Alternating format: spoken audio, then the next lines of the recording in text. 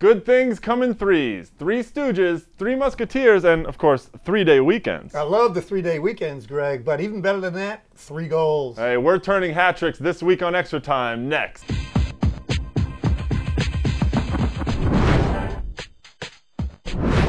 Three is the magic number this week on ET, but there are only 2 of us. Greg Lawless alongside Shep Messing here in New York, and there were so many multiple goal games this week that I'm feeling a little shell-shocked. Shep, there were 2 hat tricks and 2 braces, as the Brits like to say. Well, I'm not repeating anything in the Brit terminology, but I tell you, Greg, what a week in Major League Soccer. The goals were flying in, some great individual performances. Well, there was actually a Brit who got one of those braces, Rohan Ricketts, and he'll actually join us a little later on in the show. We'll also take a glance at the All-Star picture now that voting is underway. But before that, we'll kick off with this week's Game of the Week. And again, it's DC United front and center. 4-1 thrashing of the New York Red Bulls. The 3 points continued United's climb up the ranks in the Eastern Conference. Last week, United escaped the basement in the East. This week, they jumped up to 5th place just outside the playoff zone. The Red Bulls, on the other hand, were more like a bunch of heifers out there. Josie Altidore is gone. Juan Pablo Angel was hurt. Claudio Reyna was hurt as well. Shep, was there really any doubt about how this one was going to turn out? Greg, I don't think so. You still have to go out and play the game, but what a great disparity in terms of talent for those 2 teams, the starting 11. And once DC United got rolling, it was unbelievable to watch. A lot of players had great games. The most important, though, Emilio, he found his form. He certainly did. 3 goals for Emilio. He was extremely impressive. However, I was also impressed by United's defense. They locked things down. The Red Bulls were limited to only 1 shot on goal, and even Clyde Sims, their holding midfielder, got in the act with a long-range missile that, I mean, the Pentagon wants to investigate if something's missing. You talk about the Sims goal. I'm going to single out another player, Jaime Moreno. Yeah. They lined up a free kick. Everybody in the stadium and everybody on Red Bull thought he's going to whip it into the 6-yard box. He gives a no-look little square pass. Clyde Sims runs on, puts it away. Jaime Moreno, again, was a catalyst in the middle of the field. He really was, and I think that Luciano Emilio is picking up on all of that. Moreno's taking away the defenders, Emilio getting the goals. Emilio, though, he was persona non grata in DC a few weeks ago. His triple play puts him right smack dab in the race for the Golden Boot again. He now sits tied for 3rd with 7 goals, 2 goals behind leader Landon Donovan. LD, of course, was off, barely breaking a sweat against Barbados in the U.S.'s 8-0 win. In the meantime, though, his Galaxy teammate, EDSON BUDDLE, posted a hat-trick of his own.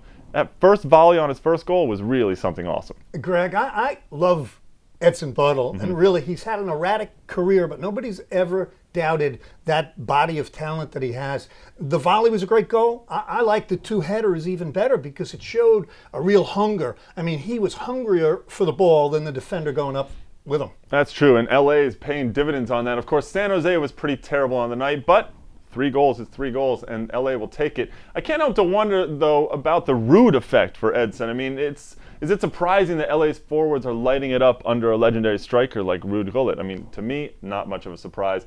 Buddle is now right behind LD in the Golden Boot race, and he's right in front of Emilio and another guy, Dallas's Kenny Cooper. Coop scored again, his 7th goal in the season, which earned the Hoops a 1-0 victory over Chicago.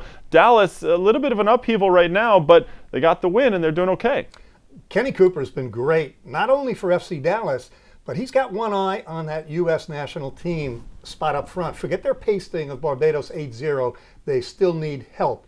And in Dallas, Kenny Cooper is going to be doing it for a brand new coach. Yes, he certainly is. Dallas announcing on Monday that they had hired a new boss, SCHELLAS HYNDMAN. The longtime SMU coach has been linked to the job in Dallas before, and this time around, though, FCD got their man. What do you think about this hire? Greg, I think it's controversial. Some people against it. I am all for it. I think he's a great manager of players. And Dallas, you talked about it, they have a ton of talent. They have to be managed.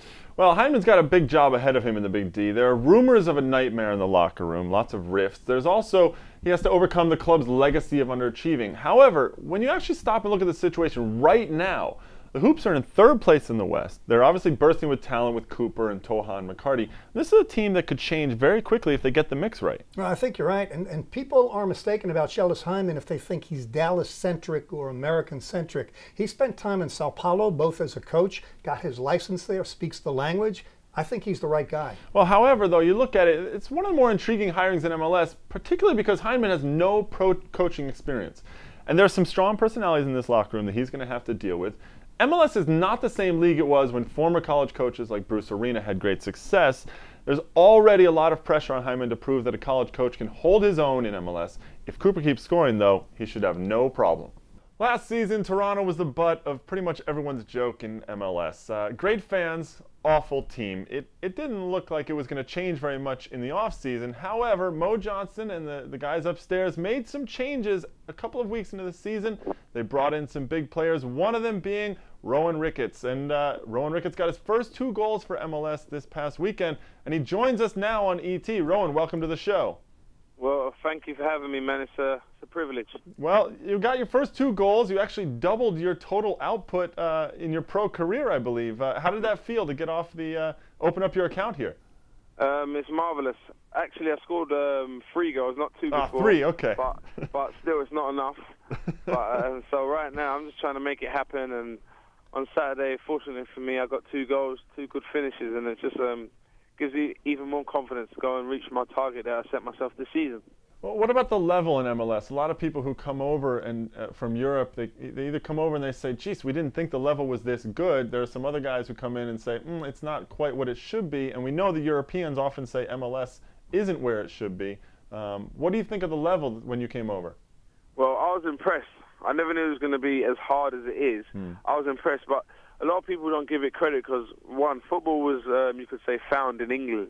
Yeah. So a lot of people usually are coming from England, and they, English people, English media, I think England's the best at football. So that's a perception that's made up, and it's hard to change someone's perception. So me coming here, I've noticed that over here is more technical. But because the Champions League finalist teams are both English, everyone thinks the Premier League has the best teams. It has maybe the top 4, 5, 6 teams are really top draw. Whereas the other teams, they may be not as technical as some of the teams in MLS.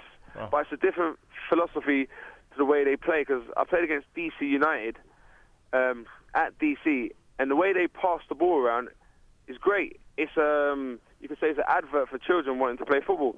Whereas you go to England, you could play against you could say Derby County, who was in the Premier League, the so-called best league in the world.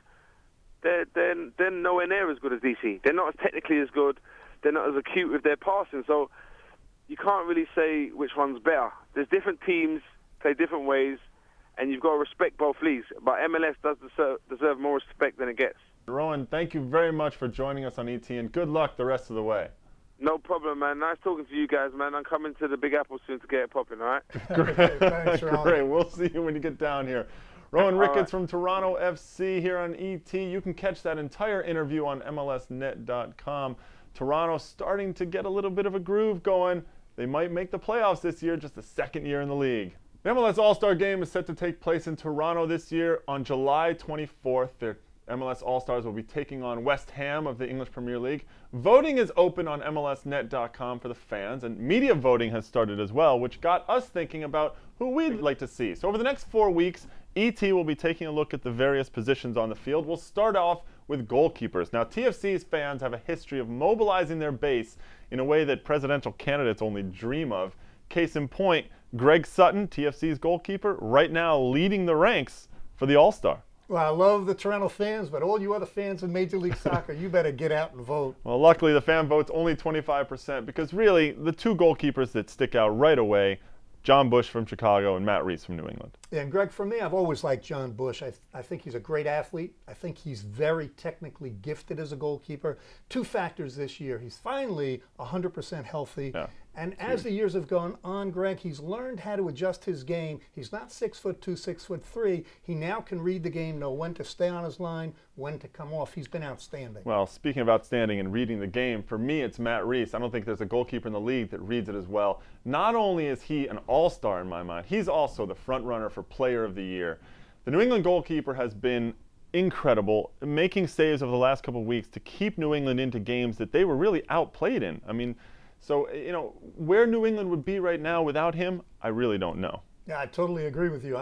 Matt Reis, for me, has to be a candidate for MVP. Certainly. Now, if you have any thoughts on who you think should be the goalkeeper in the All-Star, email us at extratime@mlsnet.com. Next week, we'll move up the field a little bit and look at the defenders. But before that, You've got a wow moment of the week, don't you? Yeah, I do, and I hate goal scorers, but I love these two guys, Emilio and EDSON BUDDLE. Emilio finally looks fit, looks sharp, looks energized. He was all over the field against the New York Red Bull team. The Red Bull defense was terrible. Emilio was spectacular, and the same for EDSON BUDDLE.